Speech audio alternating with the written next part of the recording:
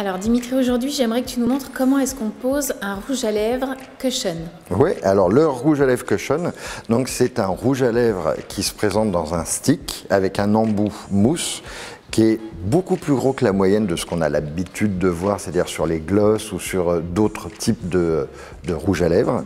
Donc, ce qu'il va falloir faire au début, c'est, voilà, vous avez une bague en haut, il va falloir tourner, on entend d'ailleurs le petit clic, on l'entend bien. Et au bout d'un moment, on va voir apparaître le produit.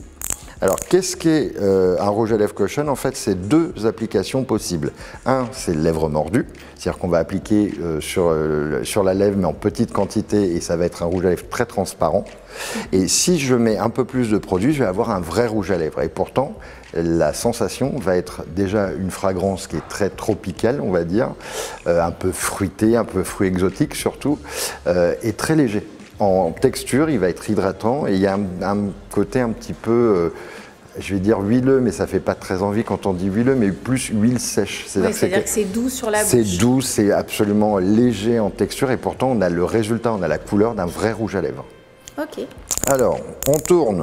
Et on risque pas, à force de tourner, d'en avoir trop? Non, parce que regarde, on est en train de le voir apparaître. On voit que la mousse est très blanche et là on commence à sentir le produit arriver. Donc là, en fait, on s'aperçoit qu'effectivement, le rouge à lèvres, voilà, commence à transpercer l'applicateur. Donc là, j'en ai pas beaucoup. Donc c'est vrai que c'est le début. Ce que je vais faire, c'est que je vais juste tapoter les lèvres et que là, en fait, on va s'apercevoir, il est vraiment transparent. Donc je veux bien que tu masses un peu tes lèvres, s'il te plaît. Et voilà. Et là, on a vraiment ce côté hyper transparent. C'est-à-dire qu'on n'est pas du tout... La couleur peut être... Alors c'est vrai que là, j'avoue que je t'ai fait un petit peu un cadeau empoisonné, c'est-à-dire que tu es blonde, tu as les yeux clairs, j'ai choisi une couleur un peu rose... bien rose. Rose, voilà, rose américaine, comme on dit. Mais je voulais vraiment montrer, je voulais vraiment vous montrer le résultat, je voulais vraiment montrer une belle couleur, et puis mine de rien, ça va quand même très bien aux blondes, cette couleur. Alors après, voilà, on l'assume ou pas. Faut oser. Faut oser, voilà. Donc maintenant, ce que je vais faire, c'est que là, pour le coup, on va vraiment oser. Je vais vraiment t'appliquer une vraie belle couleur bien rose.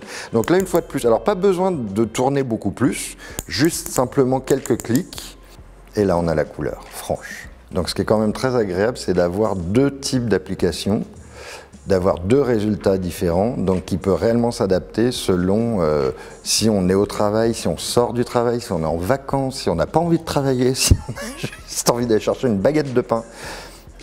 Voilà, et là on a quand même, et donc encore à moi de pouvoir, si je veux, encore en rajouter, mais là déjà entre la première fois et là, on sent qu'il y a une vraie différence.